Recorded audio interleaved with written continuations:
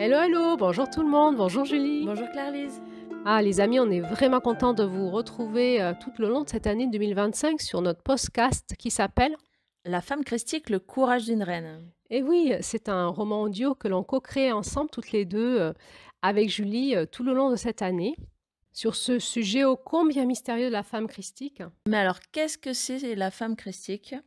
Eh bien, pour le découvrir, abonnez-vous et écoutez les audios.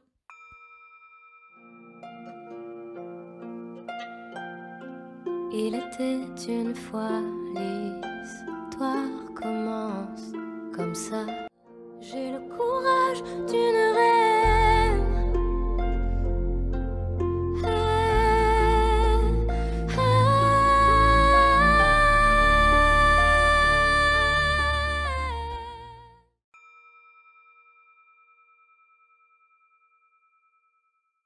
Bonjour, je suis Claire-Lise, l'auteure de cet épisode.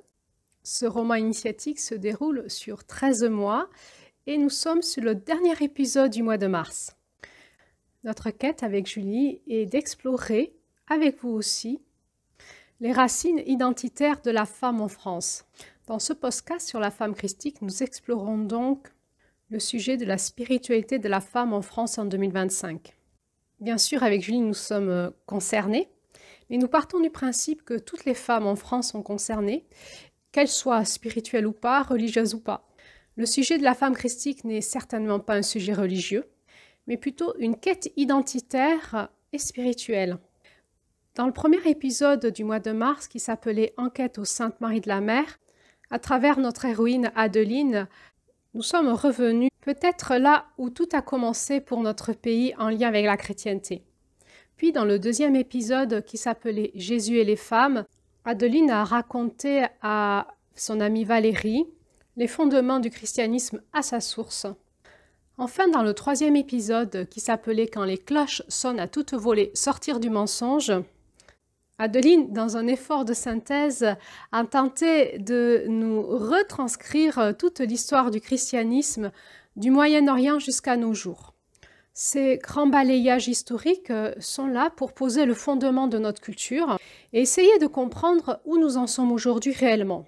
Il est probable que nous sommes le fruit du passé au niveau sociétal, culturel, religieux, spirituel. Et peut-être pour comprendre ce que nous vivons aujourd'hui, il est important de revenir à nos racines. Au mois d'avril, nous allons explorer un peu plus le sujet de la femme hérétique, et entre autres celui de Marie-Madeleine et de tout ce que nous proposent les enquêtes journalistiques autour de ce sujet-là.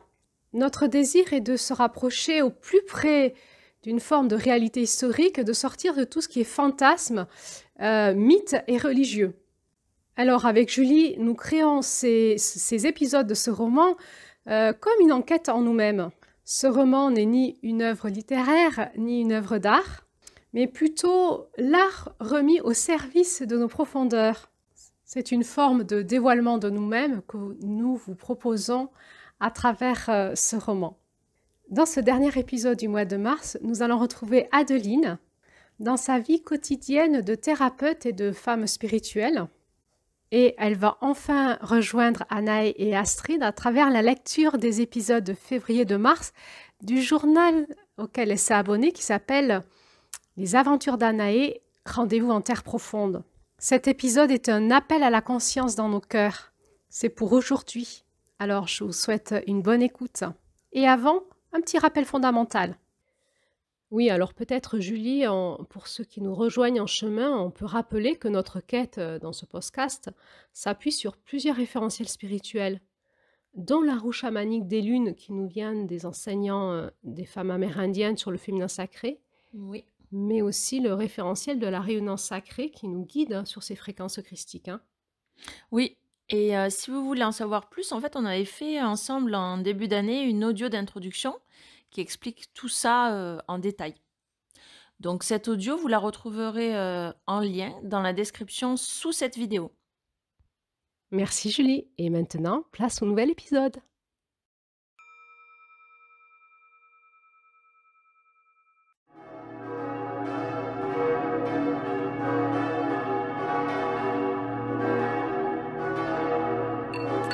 C'est l'heure! c'est l'heure, il faut se réveiller. Nous avons besoin de rentrer en nous, dans notre conscience, pour passer à l'action, chacun à notre niveau. Alors là, on sent bien que les énergies sur Terre se font de plus en plus denses et qu'en France particulièrement, l'actualité est de plus en plus intense. C'est l'heure!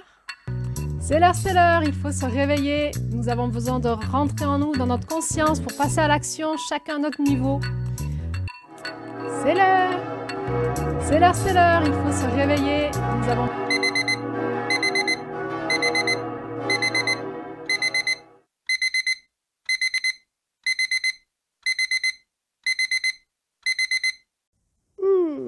Mais c'est quoi tout ce bruit? Adeline, encore dans son sommeil, alluma la lampe pour pas se rendormir. Elle ouvrit un demi-œil, regarda l'heure, 6 heures.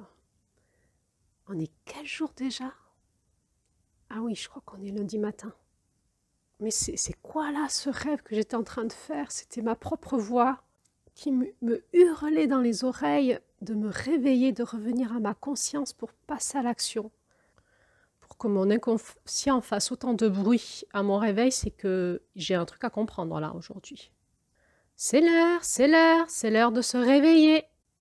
Adeline, d'un geste sec, enleva sa couette, s'assit au bord de son lit, se gratta la tête, s'étira, chercha avec ses pieds, ses pantoufles, les yeux toujours à moitié fermés, se leva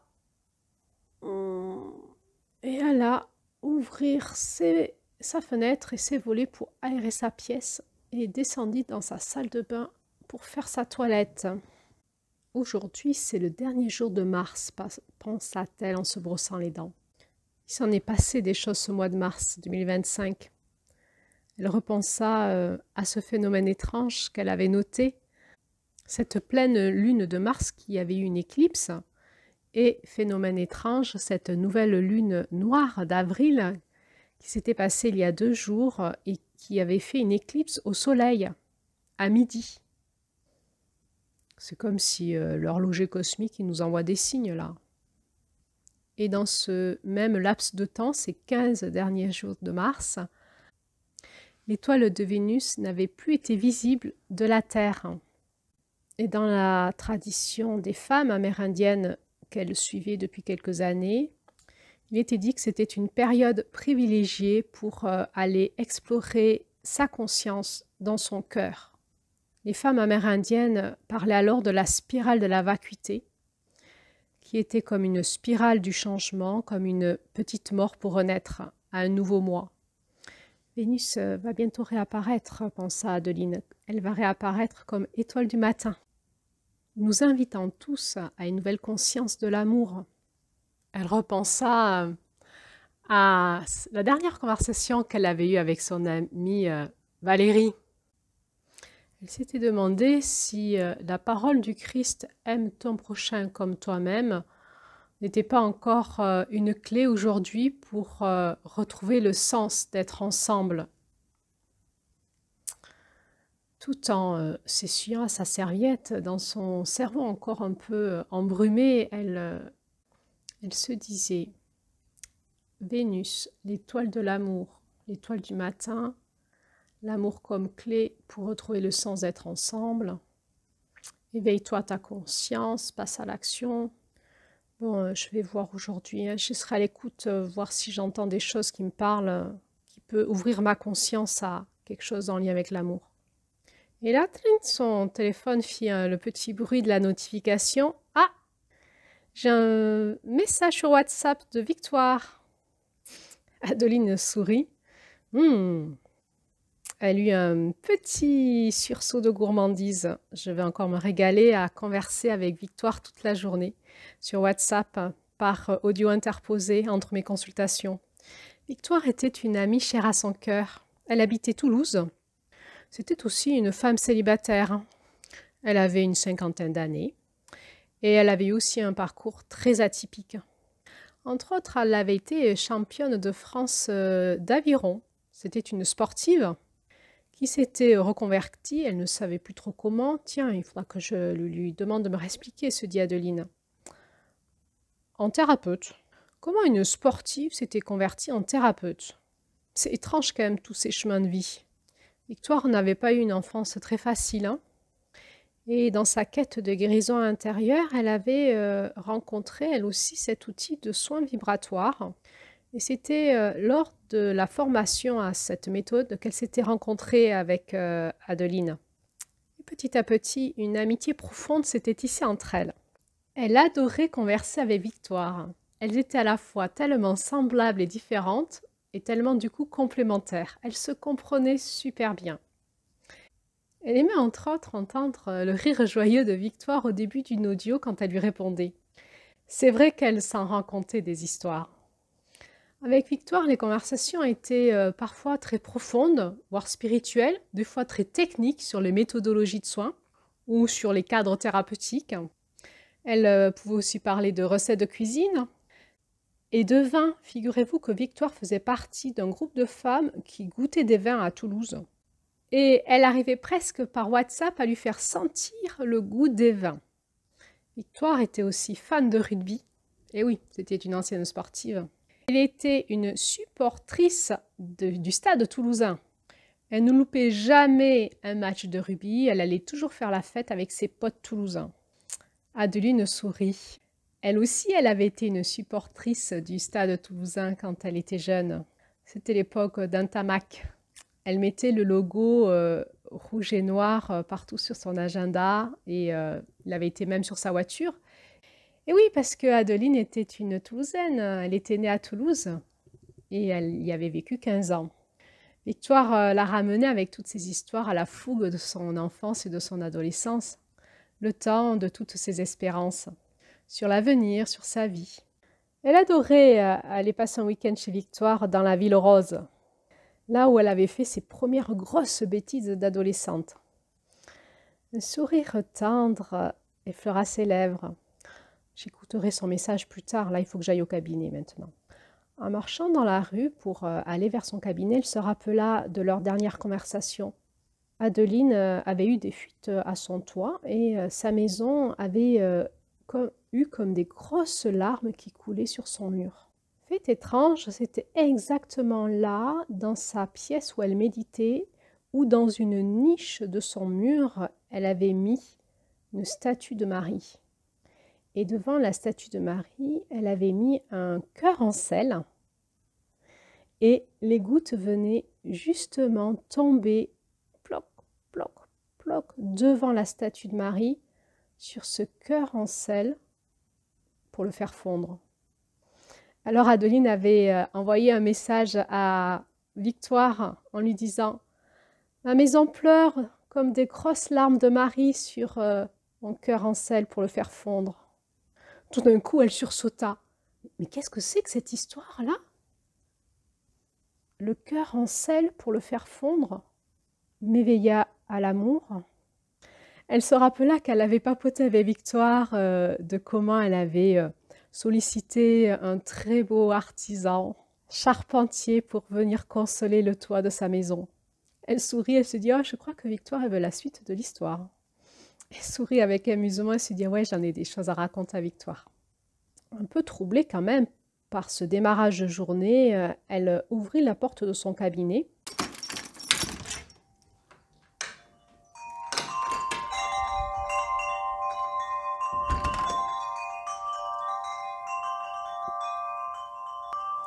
Et là, le bruit du carillon de sa porte d'entrée lui rappela les cloches qu'elle avait entendues dans son rêve ce matin. Elle alla allumer ses lampes, entre autres celles qui étaient près de sa table dans sa salle d'attente, et ses yeux virent la revue « Les aventures d'Anaé, rendez-vous en terre profonde ». Février, ici les arts, et elle a vu la deuxième, mars, créer du neuf. Ah oui, c'est vrai, se dit-elle, je ne les ai pas encore lus. Il faudra que je regarde quand même, ça avait l'air intéressant. Et puis, elle monta tranquillement dans sa salle de consultation, où elle allait passer un long moment à méditer, à prier, à s'intérioriser pour se préparer pour toute cette journée de soins qu'elle allait faire.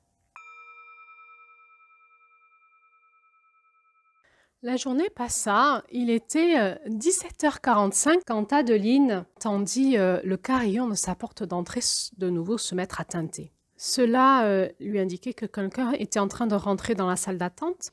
Or, sa prochaine consultation n'était qu'à 18h30.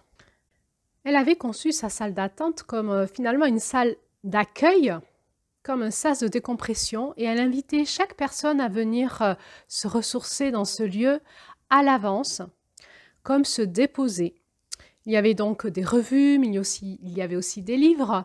Et puis, il y avait tout un espace thé, café, tisane, où les gens pouvaient se servir une boisson chaude pour prendre un petit moment avant la consultation.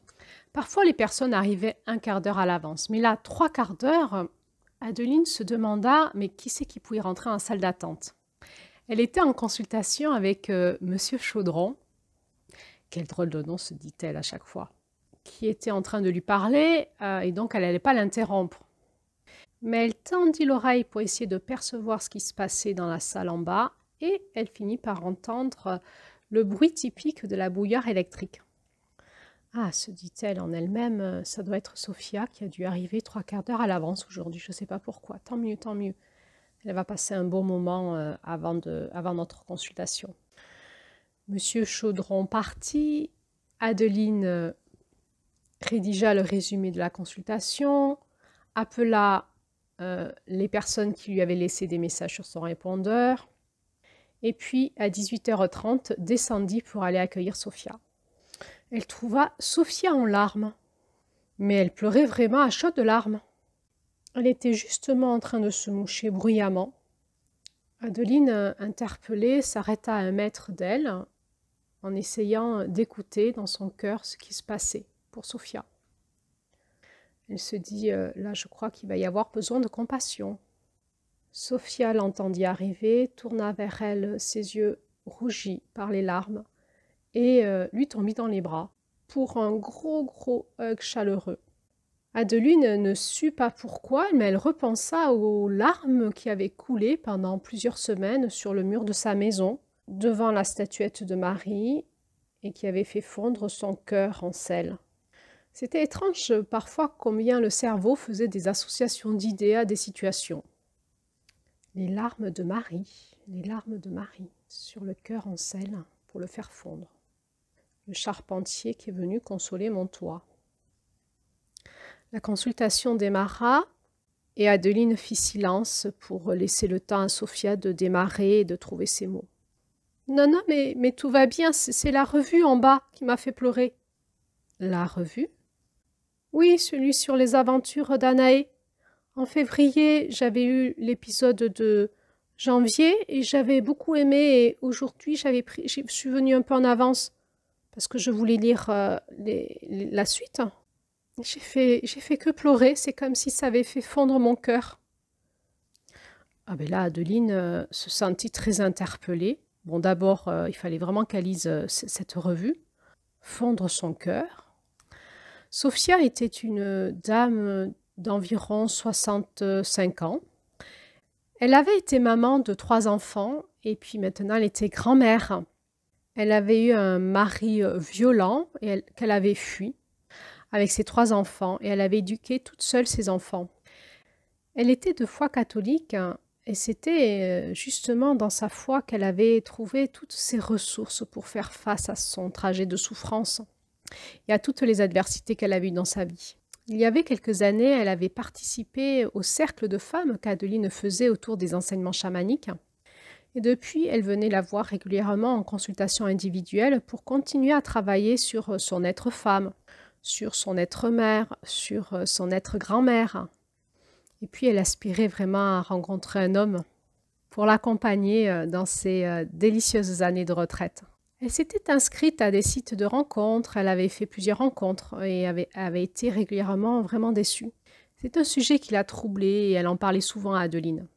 Sophia avait été secrétaire dans sa vie et elle s'était aussi initiée en parallèle à l'herboristerie, aux fleurs de bac, aux huiles essentielles. Elle avait quelque part en elle une âme de sorcière. Aussi, Adeline ne fut pas surprise qu'elle ait pris autant de temps aujourd'hui pour venir lire cette revue, qui avait l'air d'être une revue vraiment spirituelle. Lors de cette consultation, Sophia revint sur son passé et sur sa foi catholique. La bousculade qu'elle avait vécue dans sa communauté quand elle avait divorcé, toutes les questions qu'elle s'était posées quant à la condition de la femme dans la chrétienté, parce que son mari était soi-disant chrétien, lui-même qui était violent. Et puis petit à petit, elle s'était éloignée de l'Église catholique sans renier sa foi. Elle s'était mise en quête ailleurs, vers d'autres spiritualités aussi. Et c'est comme ça qu'elle en était arrivée dans les cercles de femmes qu'animait Adeline autour du chamanisme du féminin. Adeline écouta attentivement Sophia qui lui parlait et l'aidait dans le cheminement de sa conscience en la questionnant, en reformulant ce qu'elle disait. Et vraiment, cette revue avait l'air d'avoir fait en elle comme un coup de foudre, un rappel à la conscience. « Je crois que je me suis vraiment éloignée du Christ, » dit Sophia, en pleurant. Adeline la questionna. Qu'est-ce que ça voulait dire s'éloigner du Christ ? Tout en se gardant bien de lui donner des réponses parce qu'elle ne voulait pas influencer Sophia dans son chemin intérieur. Le rôle d'Adeline était d'écouter et de questionner, d'accompagner, mais de rester le plus dans sa neutralité.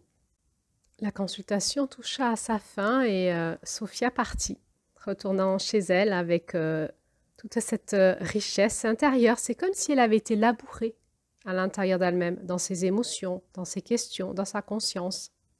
Elle dit en conclusion à Adeline, c'est un vrai travail identitaire quand on est femme française aujourd'hui. C'est comme si on était coupé de nos racines de femmes et finalement aussi de nos racines chrétiennes. On ne sait plus qu'est-ce que ça veut dire.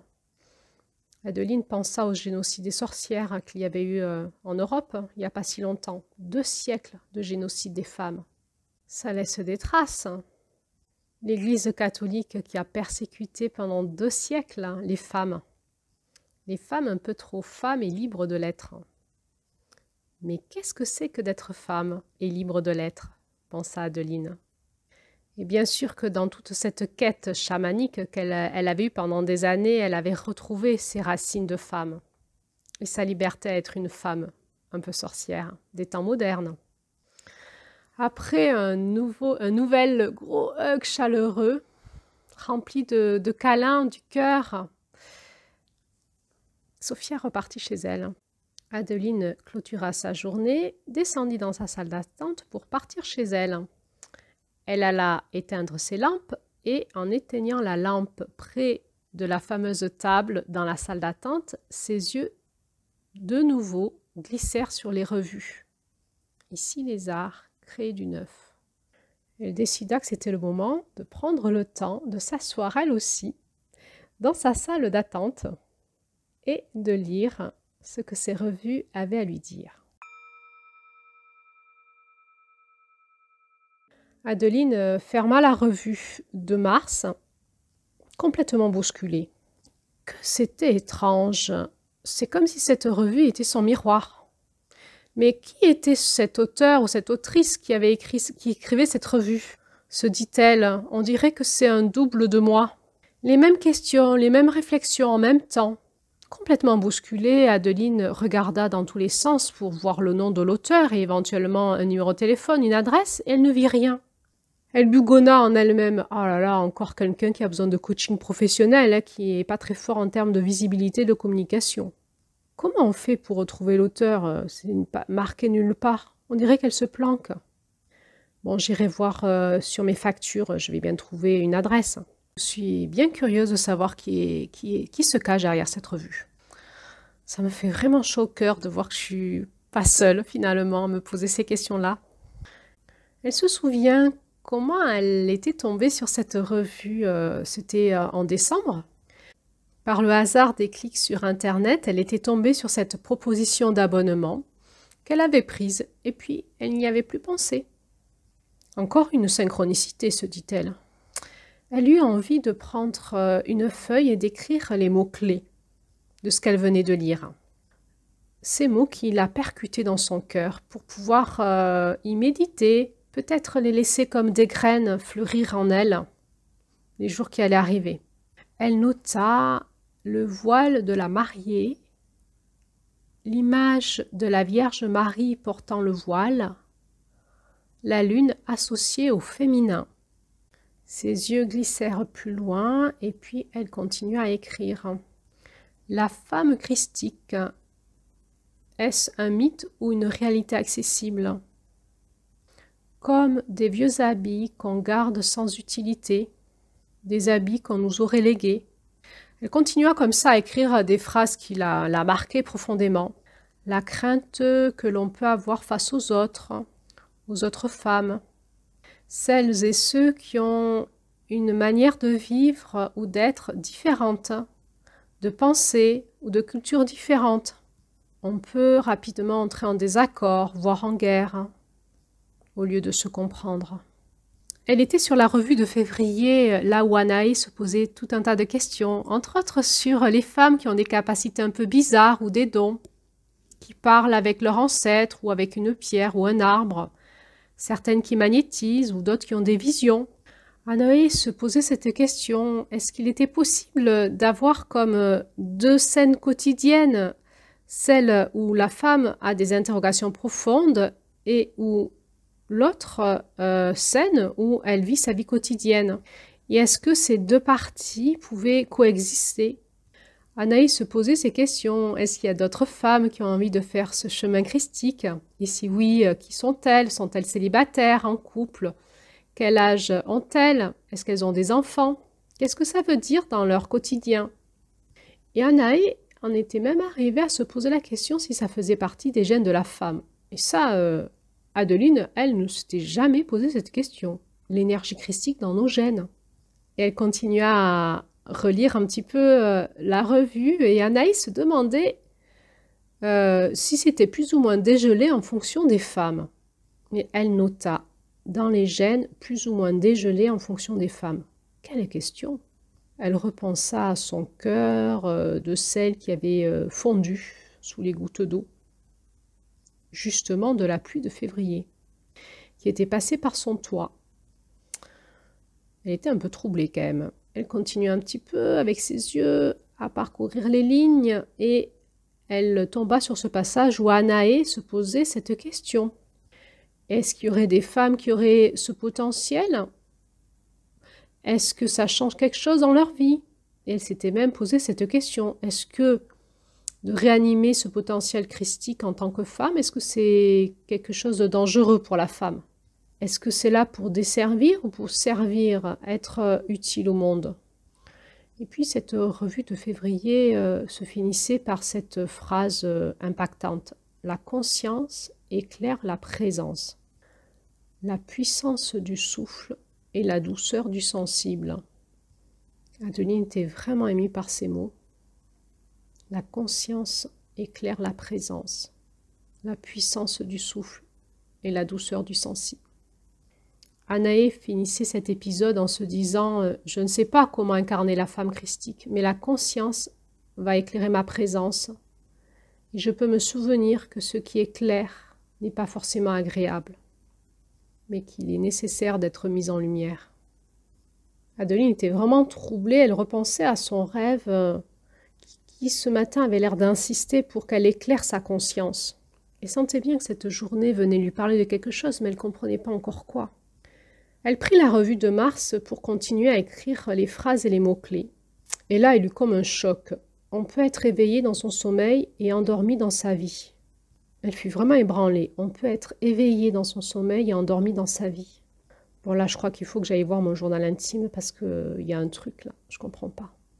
Elle relisa cette phrase d'Astrid. « Que la conscience éclaire et éveille ma présence et que je puisse me réveiller à ce qui en moi est encore endormi. » Astrid qui chaque matin faisait cette prière en se levant. « Que la conscience éclaire et éveille ma présence et que je puisse me réveiller à ce qui en moi est encore endormi et ce qui dort les yeux ouverts. » Elle surlina au stabilo cette phrase et elle se dit je vais la répéter tous les matins en me levant.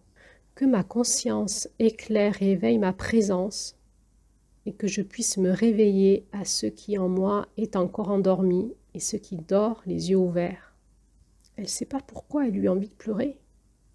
Elle repensa aux larmes de sa maison et à son toit qui avait été consolé, à son cœur de sel qui avait fondu. Elle continua à relire la revue du mois de mars et elle marqua « Créer du neuf ». Elle repensa à ce qu'elle s'était dit ce matin en lien avec l'étoile de Vénus qui allait réapparaître comme étoile du matin, avec l'invitation de repartir dans un nouveau mois avec plus de conscience de l'amour, créer du neuf. Elle relisa le rêve d'Anaé. Une femme mystérieuse était venue lui parler du Christ comme un soleil éclairant. Et lui avait dit que le chemin pourrait être long, quand on ne voulait pas regarder la lumière en face. Le soleil, dans sa trajectoire, reste invisible seulement pour ceux qui ne veulent pas voir, ni comprendre, ni entendre. Cette femme avait un long manteau bleu nuit, un peu comme une cape de magicienne, et elle lui avait aussi montré la beauté et la puissance des étoiles comme guide. Un peu comme un code caché, un langage secret dans les cieux, accessible que dans la profondeur. Elle repensa Adeline à sa propre expérience quand elle s'était tournée vers son cœur pour parler à son journal intime et que tout d'un coup, elle avait vu comme s'éclairer de la présence des étoiles en elle-même. Que tout cela est étrange, se dit-elle. Elle continua sa lecture.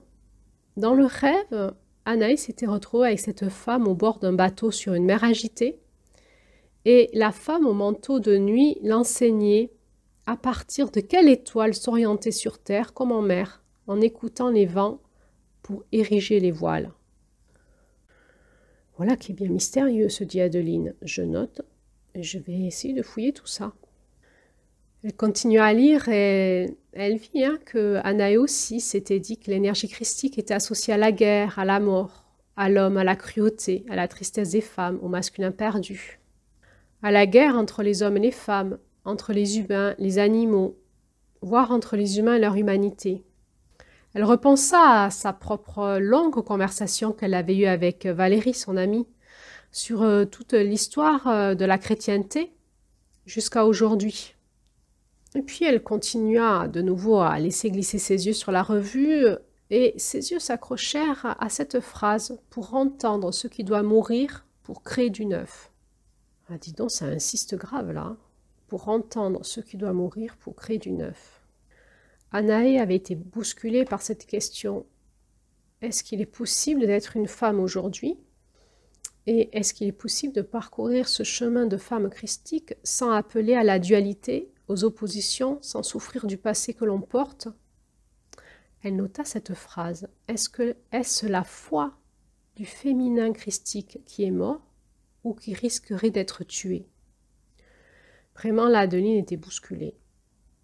Mais qu'est-ce qui se passait en cette année 2025 pour que cette question surgisse si fort dans sa vie, et même sous la forme d'une revue? Elle relisa l'histoire de Georges avec sa marmite des querelles et des conflits.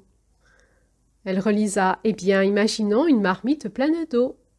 Il y a un feu sous la marmite, et chacun s'assoit autour de la marmite et du feu.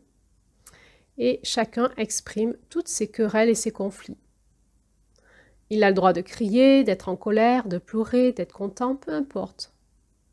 Ensuite, quand tout le monde a exprimé ce qu'il avait exprimé, et quand personne n'a plus de mots, normalement la marmite bout avec tout ce qu'on a mis dedans. On écoute alors ensemble le feu qui crépite et la marmite bouillir. Et là, c'est la magie qui opère. Car à partir de ce moment, le chaudron est prêt à créer du neuf. Et là, Adeline s'arrêta de lire complètement stupéfaite quand elle réalisa qu'aujourd'hui en consultation, elle avait un monsieur qui s'appelait Monsieur Chaudron. Ça faisait beaucoup de signes en une seule journée, se dit-elle. C'est vraiment très troublant. Donc elle reprit très attentivement sa lecture et c'est là la magie qui opère. C'est à partir de ce moment où le chaudron est prêt à créer du neuf et à jouer un nouveau jeu, entendre ce qui doit mourir et créer du neuf. À la fin de sa journée, dans la revue, Anaë avait le décryptage de son rêve avec Astrid, qui lui disait que la femme christique, c'est l'abondance de vie. Que cette femme du rêve était une des énergies du féminin christique, qui représentait la partie d'elle qui porte le manteau de son être. Le manteau de son être. Et tu peux orienter tes pas en lien avec le féminin. Elle nota encore la suite. Tout autant que des larmes, la puissance de l'eau des paupières vient des roches et attendrir bien des cœurs endurcis de douleur. Alors, elle repensa encore une fois à sa maison, aux larmes de sa maison qui avaient coulé sur son cœur de sel pour le faire fondre. Elle était vraiment très troublée. Elle continue à écrire. Le glas annonce la fin et le nouveau. C'est comme souffler sur un feu en faisant un vœu, celui de récupérer la mémoire. Incarner ce féminin christique malgré les histoires douloureuses en nos cœurs, au-delà de nos peurs passées et à venir. Et puis elle continua et nota cette phrase aussi mystérieuse. Il est dit que le sceau de Salomon protégera et préservera les âmes courageuses s'avançant vers la lumière. Et cet épisode de Mars qui finit avec cette belle poésie. Adeline lut. Alors Anaë laissa couler ces mots comme un premier secret mis au monde. Étoile mon jasmin, celle de mon cœur de femme, je t'entends désormais me parler de l'incarnation de ma fleur dans mon jardin secret. Que les abeilles me butinent pour que je puisse me répandre avec d'autres fleurs sur la terre. Que c'était profond. Il n'y avait plus rien à dire, créer du neuf, avec son cœur en prière, était la première pierre posée par Anaë à l'édifice. Et puis, cette revue finissait par ce chant, Amazing Grace. Ce chant qui a aussi une histoire extraordinaire, pensa Adeline. C'est vraiment bluffant cette revue. Ce chant, Amazing Grace, est l'un des chants chrétiens les plus connus au monde. À la base, ça avait été un chant religieux anglican, puis protestant, qui s'est caractérisé dans ses paroles avec la notion que la rédemption est toujours possible. Puis il a été repris par la liturgie catholique. C'est devenu un gospel et maintenant c'est chanté par beaucoup de chanteurs. Et il a fini par devenir l'hymne des défenseurs de la liberté et des droits de l'homme, toutes religions confondues. Adeline se souvient la naissance de ce chant. Il avait été écrit par un certain John Newton.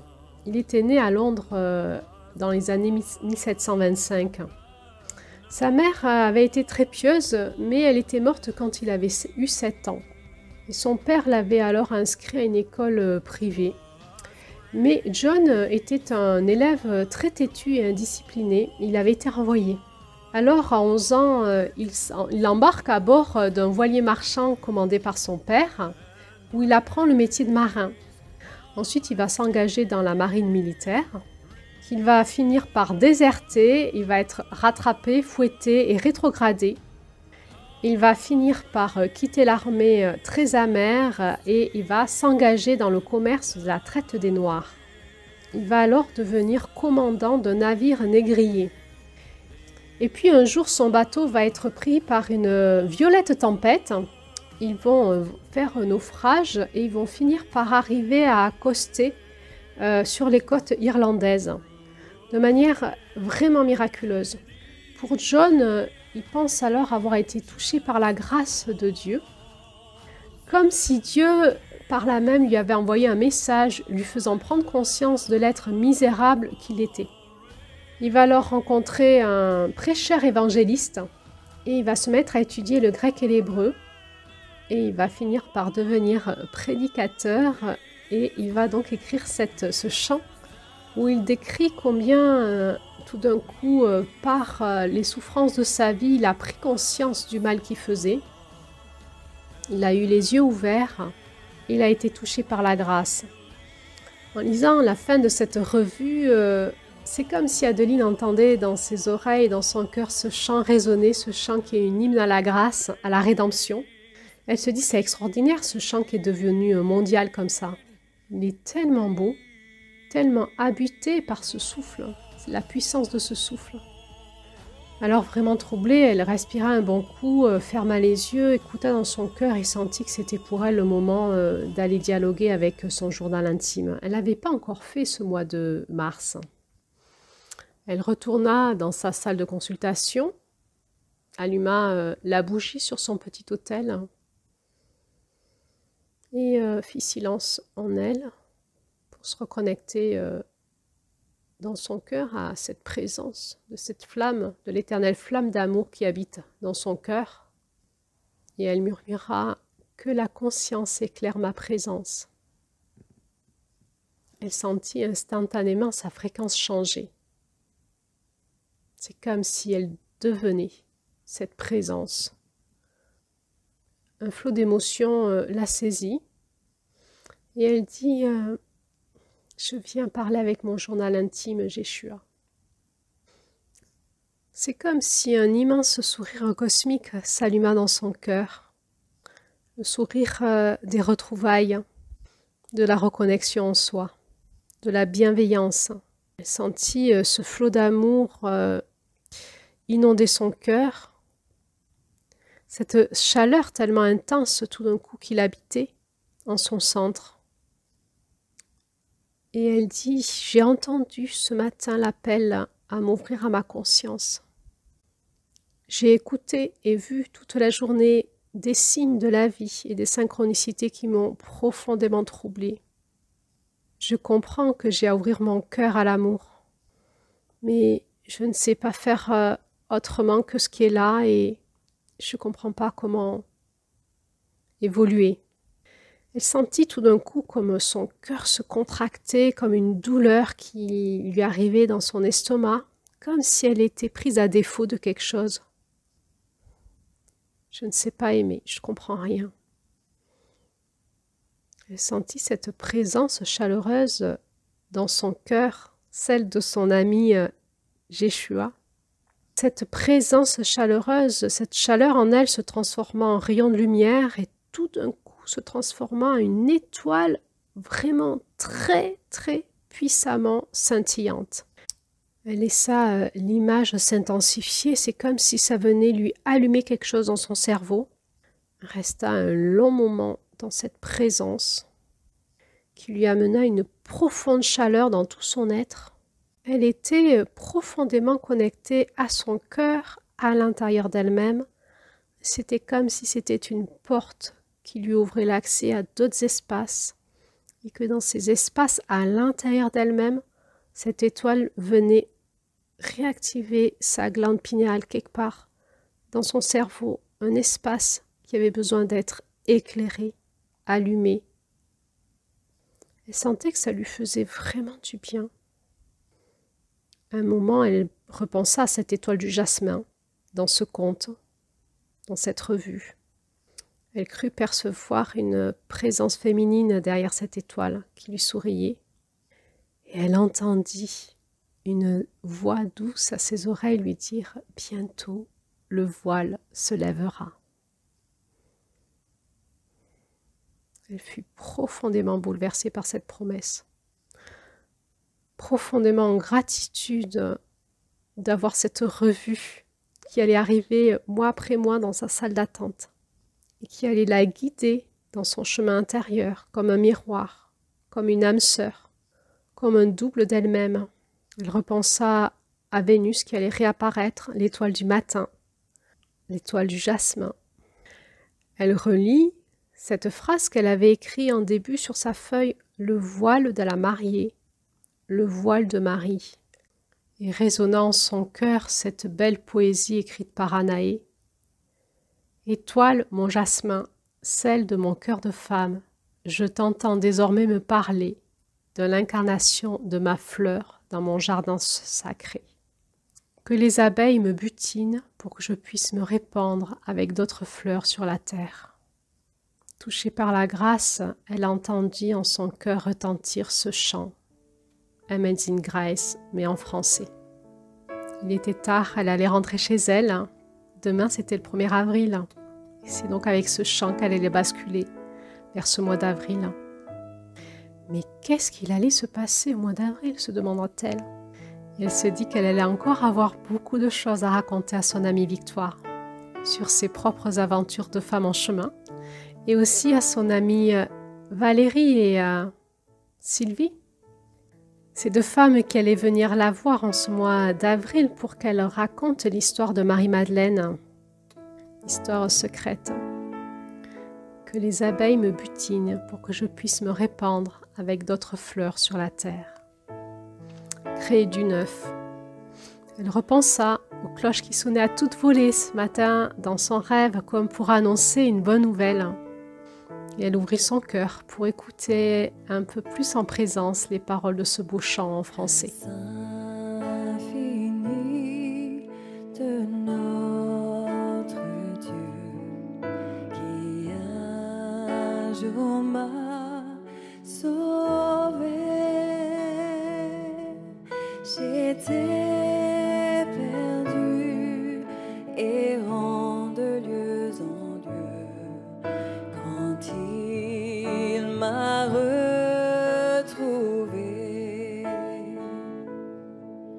quand je connus l'amour de Dieu, grâce chassant ma peur.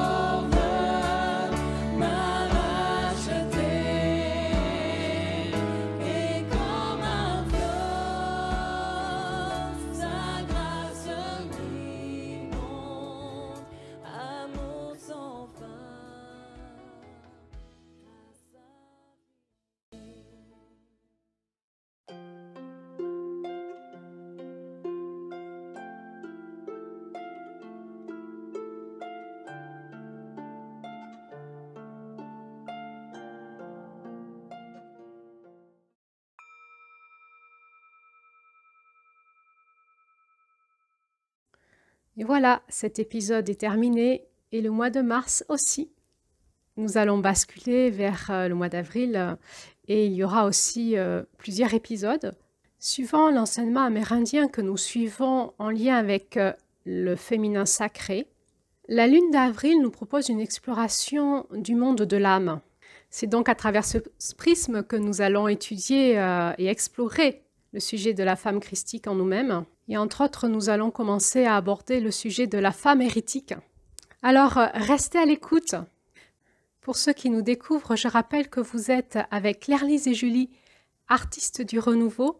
C'est une chaîne YouTube qui a pour vocation de soutenir l'exploration des fondements de la féminité les grands questionnements autour de la femme, des hommes et des rapports entre les femmes, les hommes, le couple, et tout un tas de sujets autour de ces questionnements très actuels dans notre société.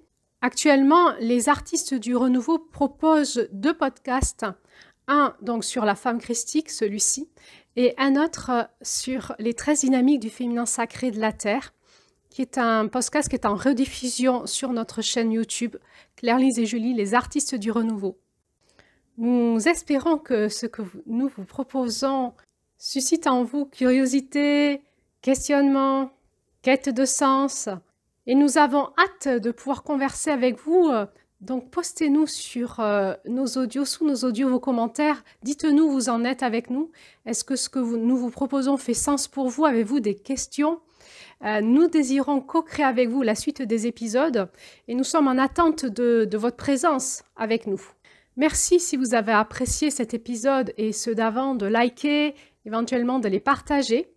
De mon côté, je vous mets en descriptif sous cet audio toutes mes sources d'inspiration pour créer ce roman.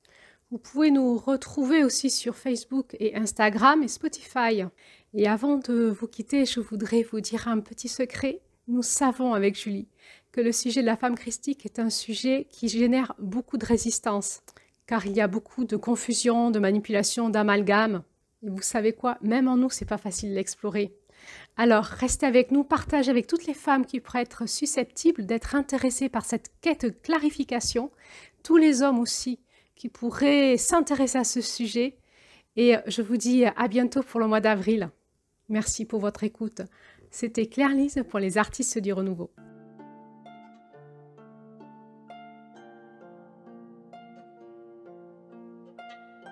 J'ai le courage d'une reine.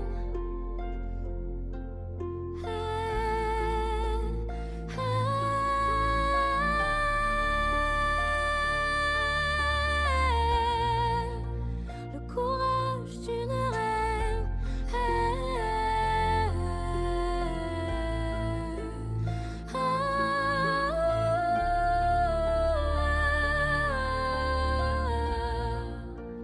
Le courage d'une reine. Il était une fois, la vie nous brûle parfois. À chaque éclat de rire, j'ai gravé ton sourire. Rien que pour moi.